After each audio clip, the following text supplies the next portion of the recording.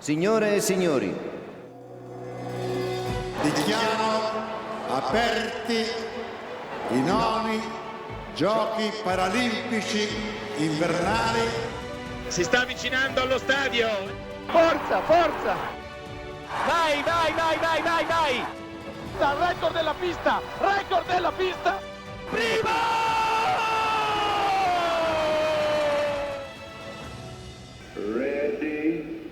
Buongiorno and welcome to Keep the Flame Alive's Day -2 coverage of the Milano Cortina 2026 Winter Paralympic Games. I am your host, Jill Jarris, coming to you from TKFLASTAN House, Venezia, Mestre. Not really Venezia, the island. We're on at Mestre, the station. I'm joined, as always, by my lovely co-host, Alison Brown. Alison, ciao, como stai? Chai. It's like you want to say, okay. Okay. I'm only a day out of traveling, so I think I'm still a little confused as to where I am, who I am, what country I'm in. Yes. What language I'm speaking. It's a little tricky. Yes, because you went home between. I did. I'm glad I did. It was a good break. And you went to Lausanne. I did go to Lausanne. I went to the Olympic Studies Center to do a little bit of research. And then I spent a day at the Olympic Museum. And in my research days, I did do one day of lunch at the Olympic Museum restaurant. Oh. And they do serve the Olympic rings pasta there. As they should. I'd be disappointed if they didn't. Yeah, I know. Now that they have it, they need to serve it. The Olympic Museum restaurant, very expensive. I did not get the Olympic rings pasta because it was somewhere in the $30 range. Oh, geez. Yeah. It's a gold medal meal. Yeah, well, no, it's not. You know what's a gold medal meal? Weekend brunch. Oh, so after I went to the museum, which I'll talk about in a second, I really needed to eat because it was like 2:00 and I hadn't eaten since breakfast. And I went up there and they said, well, brunch is still on and it's like a half an hour until we have snack time where they serve snack food. And I said, oh, okay, I'll do brunch. And he goes, it's like 63 euros. And I went, I'm not going to do brunch. It's like, I think I will do snack time. Well, no, I didn't wait. I left. Oh. I was not waiting for brunch to be over and snack to start. I left and I went to a gelato place that listener Nick recommended. Excellent. So that was good. The Olympic Museum is very, very cool. It is, I went a long time ago, way before interactive stuff really became a thing. And they have used interactive kiosks in a really innovative way. There's like a lot of stuff you can touch on and get more information on. There's a whole section on the founding of the Olympics, obviously, and Pierre de Coubertin's like little study, his fencing outfit, his one giant portrait of him in front of a horse, and he's wielding a sword because apparently he wanted to start equestrian fencing as a sport. That sounds like a really bad idea. He really liked this combining of sports. He did, apparently. You would think he invented biathlon, the way he loves to mix things up. But equestrian fencing, oh, that just sounds like a PETA nightmare. Yeah, it sounded really bad. And they had the first flag that was made, the first one with the rings, that was made for not a games, it was made for like a conference or something. And that's huge, and it's really beautiful. And you could like look up and see the stitching, which is kind of a little wonky here and there. But I think it was made by a department store in Paris. Wow. So there was that. They had all of the torches.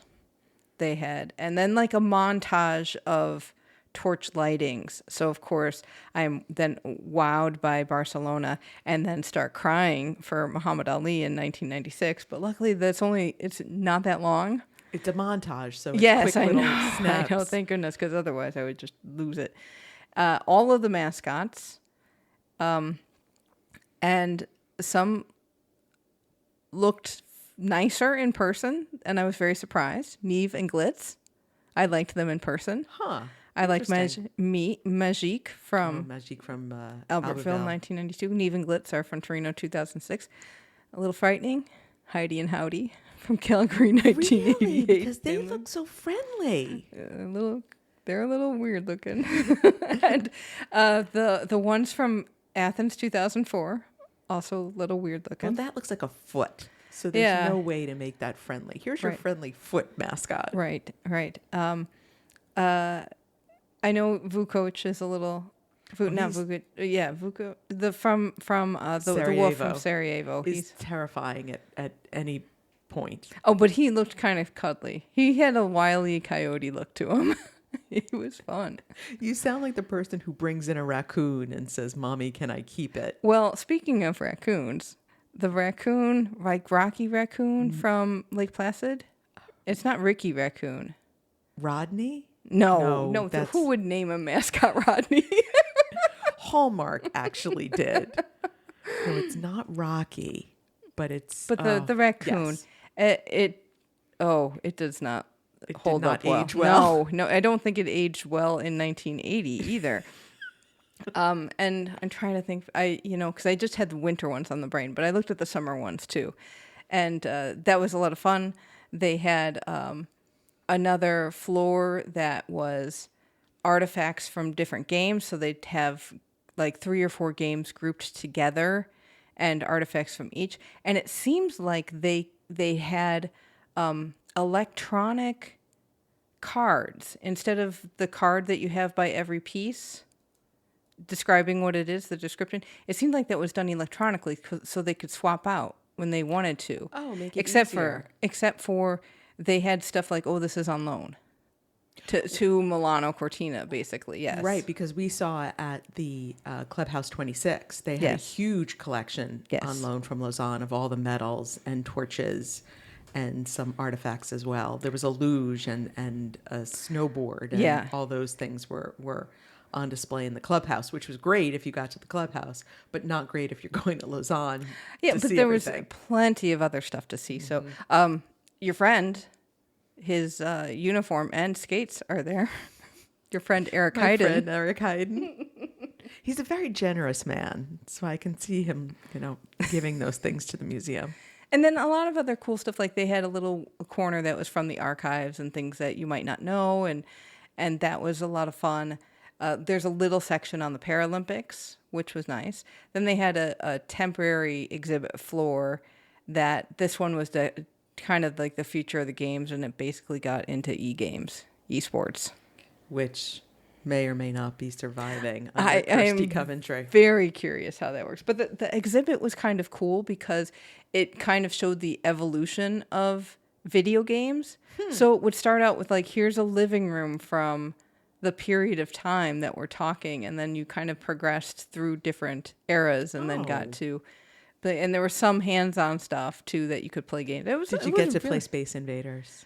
No, they had some other kind of thing that was sort of like Asteroid that I couldn't get to work. And then I just gave up, and I was tired and hungry at that point. We couldn't get Asteroids to work back in the day either, so it was part of the display, apparently. So highly recommend the Olympic Museum. Had a great time there. The shop, expensive. And there's a little sign there that says shopping is not an Olympic sport. And I said, yes, that's right. So I will not be shopping. There were a couple things, like magnets might have been about 10 euros, 9 euros. But I wanted to get some notebooks. They had, I like the notebooks. Love a good notebook. But they had hardcover notebooks from different editions of the games. Oh. And they had inserts in them with like the pictograms and the mascot and little things like that. But they were over $30. Oh. Yeah, and I said that's not worth it. Oh, speaking of, they also had a section on design of the games. Which we love. Yes, and they talked about, you could click on the interactive stuff and get designers talking about the different games that they designed. So Otto Eicher from Munich 1972 was there. The people from Mexico City 1968 talked a little bit. I love that design. And throughout the games, and there were we looked at Lillehammer 1994 because they based those pictograms and the design off of like fossils or something very particular to that area of the world. So that was really fascinating to get into. I mean, I could have spent all day just in that display. Well, not that display, but maybe. But I really could have spent all day at the museum. But it was like I can't monopolize. some of these things. So, yes, you can. You're a professional. Yes, you can. It's professional interest. Highly recommend. Eventually got to Venice because I had a day. Travel was fun because when I was leaving to go to Lausanne, I got to Milano Centrale train, cancelato. Oh no. So went to customer service and they said, you didn't get an email? And I said, no, I did not. And they said, here, take this one. So I took a picture of this woman's phone. Thank goodness I did because I referenced it throughout. So instead of taking 2 trains, I had to take 3 to Lausanne. And then on the way back, it was supposed to also be 3 trains to Garibaldi, which is a different train station. Yes. And then I would have taken the metro to Milano Centrale and then gotten on the high-speed train to Venice. Well, I got through the first 2 trains. And then I looked for my 3rd train. And they said, oh, no, you have to take the bus. And I'm like, what bus? And they're like, oh, it's out the door to the right. And I see signs with the arrow, and I'm not quite sure where they're pointing because there's no, like, here is where you need to be. And I asked the woman, who all the Train Italia people were wearing jackets that said, no ticket, no train. So that was friendly. That was, yeah, that's telling you what they think. So I said, what's the story here? And she said, oh, yeah, you had to. She said something, and I didn't get it. And then just like, well, the bus is coming. Like, well, when is it coming? Oh, about an hour. Oh. And thank goodness I had time built in to the between this section and the Venice trip. The third section, the 4th section now. Yeah, because now I don't know what's the story. So eventually a bus comes, and I hear this is the one from Milano Centrale, even though the signs that they put in the front of the window to tell you where they're going, neither one of them says Milano Centrale. So we start on the autostrada, going the right direction, because I am following on my map. And then we get off the autostrada, and we're local, and we're making stops along the way, letting people off, picking people up. And then you're hoping for the best. We get to like Centro Sestre or some town, and they were like, this is it. And I'm like, okay. And you ask, well, how do we get to Milano Centrale? Yeah, because we're at a train station. And they're like, yeah, get on, the train goes soon. Oh, Jill, I'm so sorry. And I'm sitting there going, all right, let's hope. And there was a train sitting there that said Milano Centrale, and everybody who was from the bus was looking around like, do we get on this train? Even though it says where we want to go? I don't know. So I finally went, I'm tired of standing here. I'm getting on this train. And I'm putting my luggage in the rack, even though I think that's first class only, and I was not first class. And I would have just left it and went, look at my hair. It's gray. I'm putting my luggage there. I'm not dragging it upstairs to the 2nd class cabins. Get to Milano Centrale, thank goodness.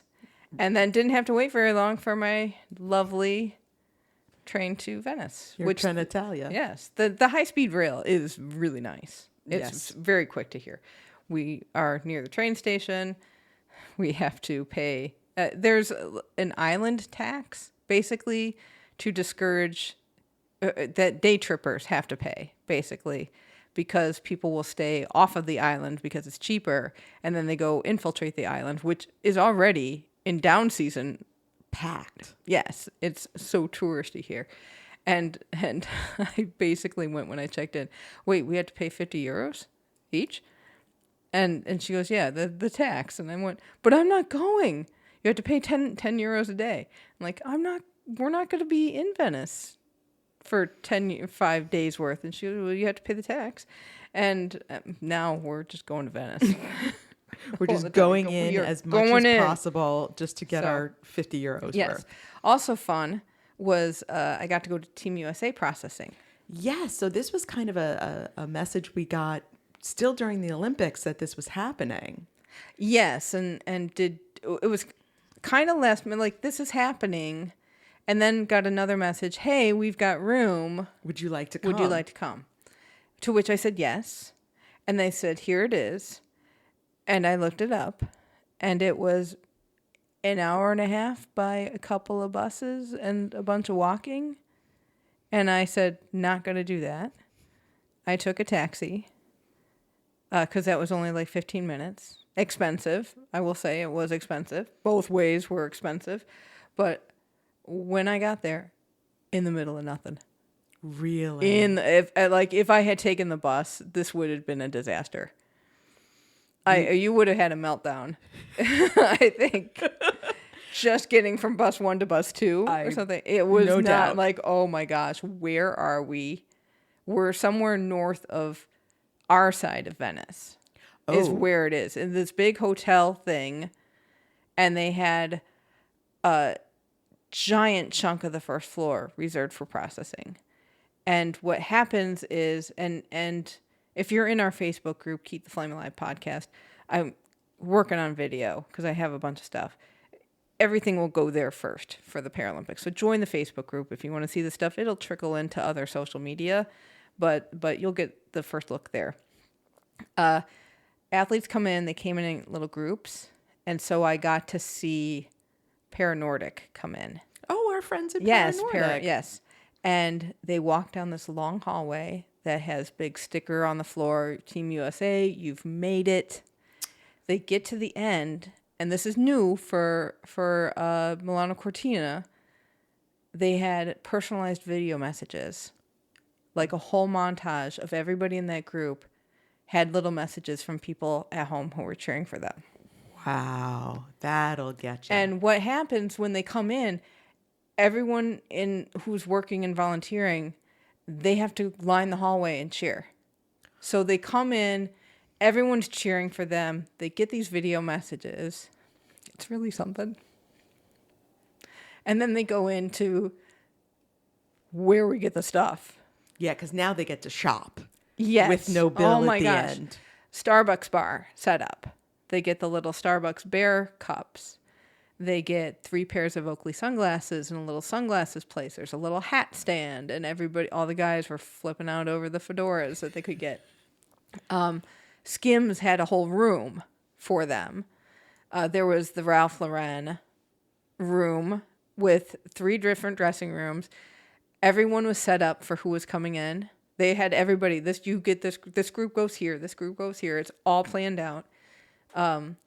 They go to the dressing room. The dressing room is already full of their clothes. On the mirror, it's got their name. They really go all out for processing. Oh my gosh. So, and the tailors are there to do the tailoring. For the opening and closing Same ceremony deal outfits. with the Nike room. They have here's a bunch of dressing rooms. Here's, it's all personalized for you. And there was a sports medicine table, and there was the Scrubs sponsor, whose name I can't remember right now. But for medical staff who come in, they get those. The ring people, who is O.C. Tanner, who made the Salt Lake City medals, they do the rings, so they can have their ring customized different ways. So they had a table. I knew they could get like gold or silver. It's like that. a class they talk ring about, kind of thing. It's pretty fun. And then there's like a little fuzzy gondola that they can take pictures in. There are a couple of seating areas. You can just hang out, and it's a lot of fun. So I was able to talk with a bunch of people to see how the audio is. When they did the walkthrough, they started this like right after Paris. Wow. So you get home from Paris, you immediately work on this. It takes a good year to get stuff. They ship some stuff from Europe. They ship some stuff slow boat. Nike has to make all of the clothes without knowing who's made the team. So you kind of have generic hope sizes as to... Not just sizes, arms, length of sleeve. Oh, yes. That kind of sizing is what we were looking at. How short are we? How tall are we? That kind of thing is what they were all working with. And it was just kind of amazing to see how much thought went into this. A bunch of athletes said they loved the Garden of the Gods stuff.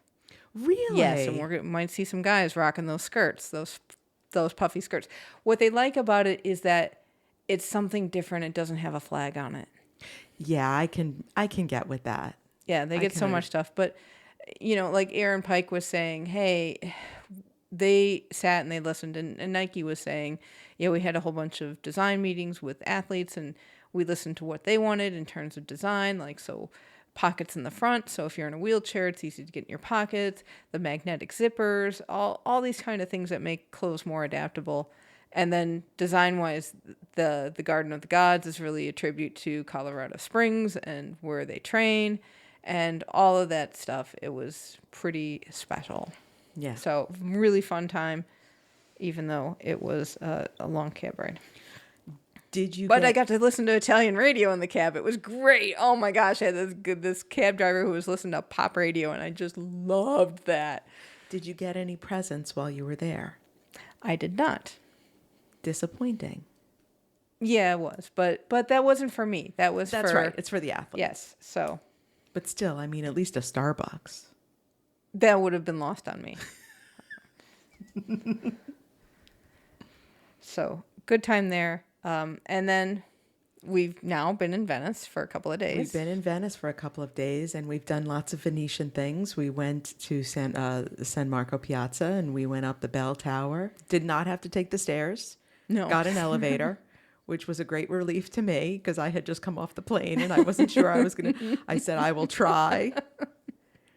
And we've eaten a bunch of different things, which has been fun. Yes. And Venice is just, if you haven't been here, what a different city. You know, Milan is a real working city. You know, I felt like we were in somebody else's city. Venice is a real tourist city, and everything is geared towards the tourists. And it almost feels like the people who live here are the ones who are inconvenienced. Yeah, it's just, but the feel is very different. I mean, and tourism, we did see a store that said the Merchant of Venice on it, and I just went, lost on me, because you know how much I love Shakespeare. Actually, we passed that store a couple of times, and I pointed it out every time just to irritate you. Look, it's the Merchant of Venice. Who is the Merchant of Venice? It's a pharmacy, okay? That's what is that really what the Merchant of Venice is? I don't know. Some guy named Luigi? Oh. What did he do? Sell some bad drugs? Oh, Shakespeare, die. But up in the bell tower, none of that was accurate. Let's just clear that up right now. Well, you know, I'll put it on my list. Okay, I'll put my Merchant of Venice right at the bottom, and it will keep moving down.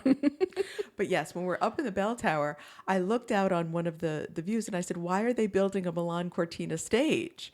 So when we went back down in the elevator, because we didn't have to walk down, we walked over and we found out that the torch was coming today to Venice, and that this was going to be the center of the activity. So we said to ourselves, I know what we're doing today. So we ended up going to the torch relay event, which was great because we've talked about a lot of these events, but other than we've seen torch relays in the past, we never got to be at one of the center points where they stopped and they lit the little mini cauldron and had the different booths set up. So we really got to experience the whole torch relay visit that we haven't gotten to do before. So that was pretty fun. So the best part was Coca-Cola, sponsor of the torch relay, had its can etching, and the line was reasonable. Yes, and we got there. The show started at 5:30 kickoff, and the torch wasn't coming until 7:30. So we had 2 hours to kill. Right. So we said to ourselves, we can get our faces etched on a Coke can and not have to wait on that insane line that we saw in, the 2-3 hour line that was in Milan. We waited maybe 20 minutes. Yeah, it wasn't bad, and they had people on stage dancing away. There was music to entertain us while we waited. And dancers and a Zumba class, it felt like. I was ready to get up there and say, I know this routine. We did this in Zumba last year. So that was great. So we got our faces on the Coke cans. And they are quick when they etch them. Yeah, I was surprised because that line is so long at the peak in Milano. And yeah, once we got up there, a couple minutes each. It was nothing. Not bad. And then we got pictures with the torch. Yes, because Allianz had some igloos, and Coke also had a torch, so you could get your picture taken with either torch. Wear gloves, please. You had to put on some special gloves, and that was fun. We got a little bag, a little drawstring, little Allianz bag, which proved helpful because the other thing they were doing was handing out Coke Zero, like it was going out of style. We have little so cans. They just walk around with the little 6-ounce cans. Would you like one? Yes, thank you. Yes, we would. And into the little drawstring bag it went. So we have a handful of little 6-ounce Coke Zero cans that will keep us going for the next few days. Right. And Allianz was also taking donations for Paralympics Parasport Fund, I believe. And they had a little exhibit in a different igloo. Coke also, besides having the torch, they had something else. And they were everybody was giving away hats that we never could find who was giving them away. Right. So Coke and Allianz both had hat giveaways, but there were people walking around allegedly with the hats, but you kind of had to find them. Right. Which we never did. No, but who we did find was the person with the foam light up sticks. Yes. Like batons. And we grabbed 2 of those because they proved to be a lot of fun. Yes. With the singers and dancers. So you got interactive dance. I didn't know we were going to the torch relay rave. I know it did feel like a rave. So there were a lot of songs. They were singing for Lare. There was some other Italian stuff we were singing, and I recognized a little bit. I'm like, this is what I am here for, these Italian songs.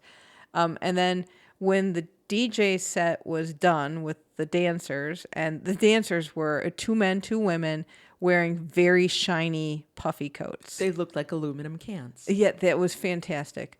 And they get off, and then this show choir of sorts piles onto the stage, and there's maybe 25, 30 on this little stage. And then there's a whole nother group of them that don't fit on the stage. Probably the altos. Because altos always get shoved aside. So they come on and start saying, they sang Sweet Dreams. They sang a lot of them English songs. Yes, so they did Sweet Dreams. They did a whole very long Beatles medley. Yes. They did a Queen medley. Yes, Twist and Shout. Twist and Shout. That was something. That was really, it was interesting. It was a different mood, I will say that. But we did use our light up sticks to cheer for them. Yes. So, and then it was time for the flame to come in, and it came in the back of the piazza. So we walk back there very quickly, and then everybody is going back there and trying to get the flame, and they're kind of mobbing it. And so the police and the torch relay guards are trying to make a lane, and somehow I get kind of caught up behind a guard somewhere, and I just kind of keep moving in line with them. You just stayed with him and said he knows where he's going, and we got very close to the torch. Yes. It was not, because the crowd was nice, but it wasn't overwhelming. The piazza wasn't full. No, but there were a few hundred people there, I would say. And yeah, it came through the piazza around the side of the stage. We saw the guy who had the backup torches. Yes, his little light lanterns. And onto the stage, and then lit the cauldron. More flame than the actual cauldron. I was thinking the same thing, that's a lot of flame, but it's a temporary flame. Yes. So it won't burn for the full 2 weeks. Right. So that's up. They say some nice things, and then the show was over. Yeah. So it was a lot of fun. It was. I would definitely, when the LA 28 torch relay comes around, it's worth a trip to where if it ends up close by you. Yeah, and if you're close to the end station for the night and they do these little parties, go and make sure you're there early, way before the flame shows up, so you can enjoy the stuff that they have around. So nice job, Milano Cortina torch relay team. It was a lot of fun.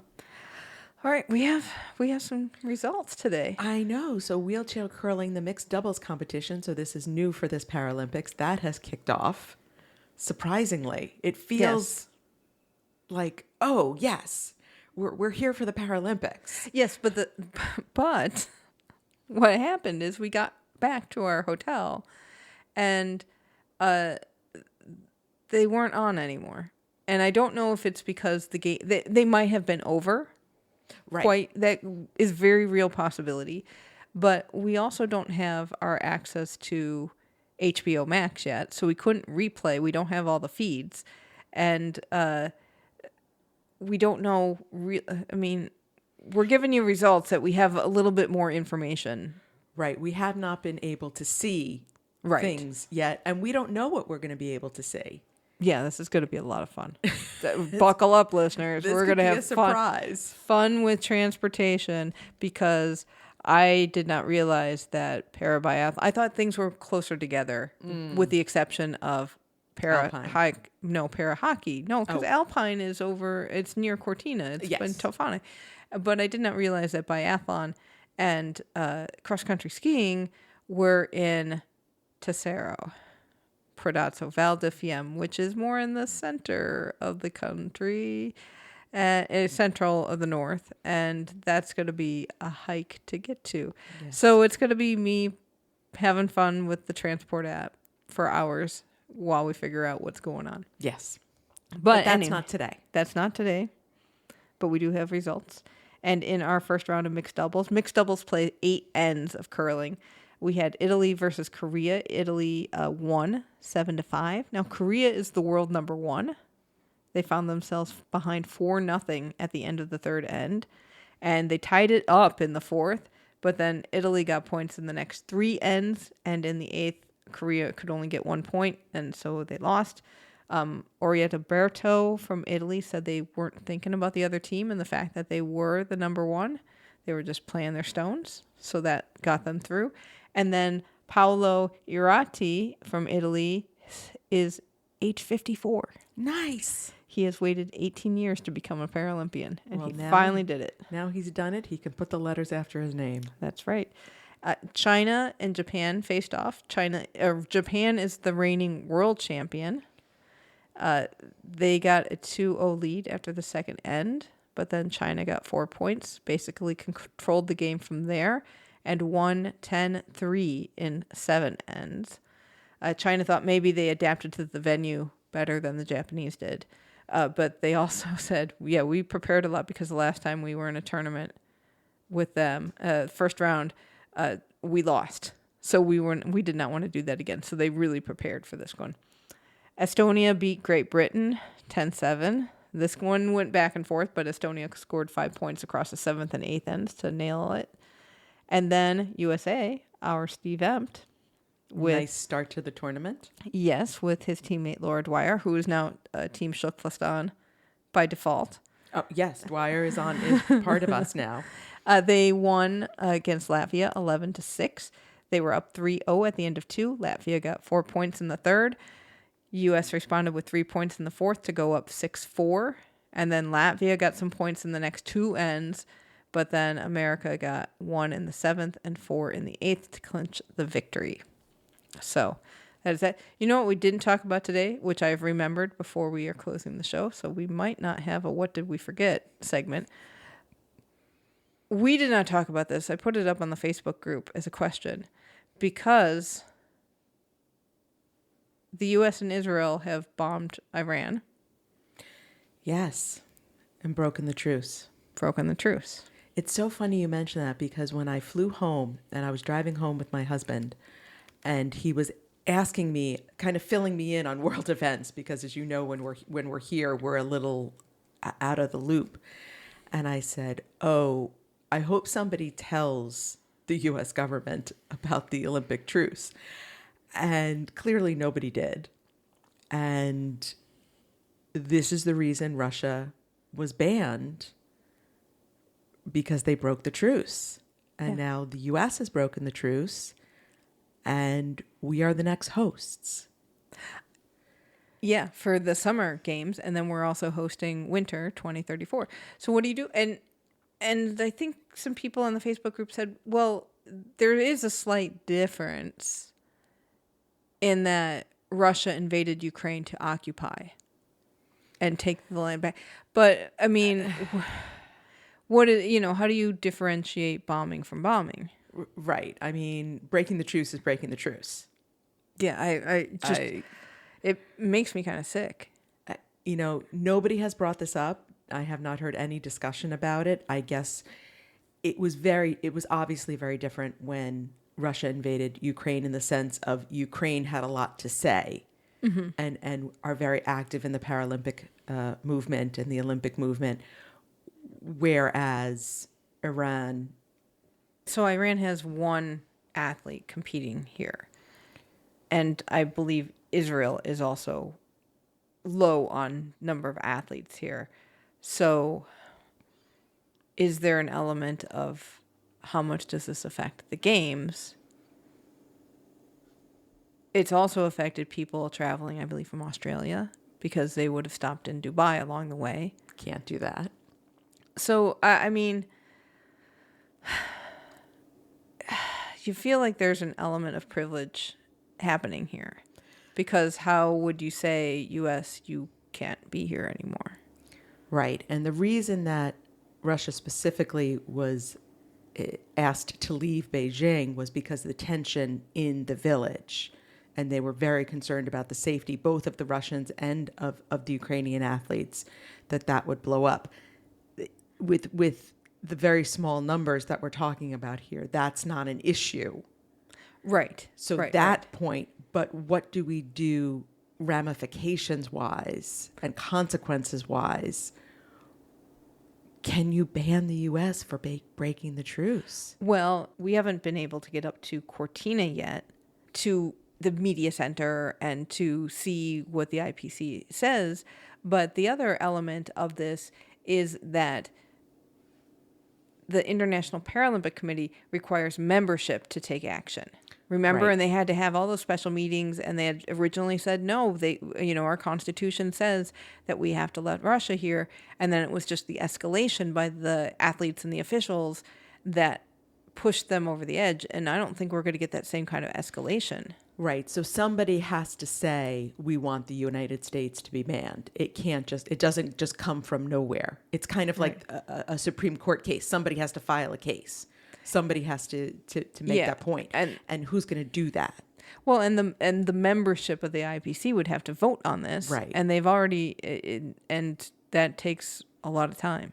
So I don't know. We'll have to ask around when we get up there and see what happens. Yeah, see what the zeitgeist is saying about this, and if it's really there, or if people are just sort of, let's focus on the games, we'll deal with this after. But it's been an interesting conversation on the Facebook group, so I appreciate everybody who's chimed in, because I when I posted it, I just don't know what to think. Right. Fair. So conflicted about that.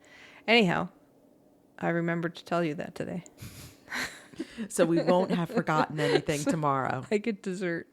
That sounds lovely, actually. All right. So who's competing tomorrow? The one event that's happening. Our one event that's going on, yes. So Steve Emt and Laura Dwyer will face both Japan and Estonia in doubles wheelchair curling tomorrow. And that's going to do it for this episode.